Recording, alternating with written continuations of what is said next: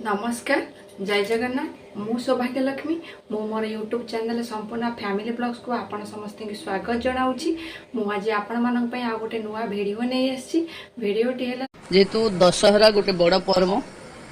एवं सबु महिला देवींकर आवाहन हुए देवी मानकर स्वरूप माँ मानकर प्रति गाँव रे पूजा हुए तेणु एथर आसंता 9 तारीख रे ये द्वितीय किस्ती दिया बारीपदारू ये कार्यक्रम रे माननीय मुख्यमंत्री उपस्थित रही ये कार्यक्रम को रूपायन करेंगे। प्रथम आम 25 लाख 11 देइथिलु एथर पाखापाखी जेते अधिक एलिजिबल थिबे आमे 12 तारीख रे 7 तारीख जेते एलिजिबल हेबे 9 तारीख रे आमे समस्त को दे देबु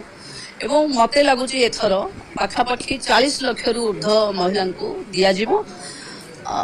द्वितीय रे एबे पाखापाखी 96 लाख रेजिस्ट्रेशन हेलानी जी कोटिए नंबर जो हिताधिकारी हब 1 करोड़ जी हब तांको सेई जगह को डका है सम्मानित करा जिवो कोटिए आ एक जे हेथिले जे सुभद्रार 1 नंबर हिताधिकारी जे सुभद्रार कोटिए नंबर हिताधिकारी ये दुही को डाकिकरी से सभा रे सम्मानित करा जिवो।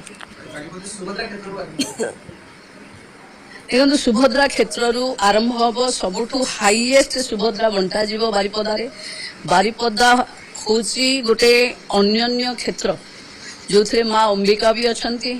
माँ सुभद्रा रथ महिला माने ही टाणती तेणु महिला सशक्तिकरण मयूरभंज जिला ही माननीय राष्ट्रपति अच्छा तेणु मु भावुची महिला सशक्तिकरण एक अन्योन्य उदाहरण हम मयूरभंज तेणु आम बारिपदा को सिलेक्ट करूँ ही आसंता 9 तारीख रे द्वितीय प्रथम किस्तिर द्वितीय फेज दबु। देखो सबु मंत्री माने तो रहिबे निष्पत्ति तो हेची आगु को अतिथि भी फाइनल हेबे मुख्यमंत्री हाथ रू ही जीव।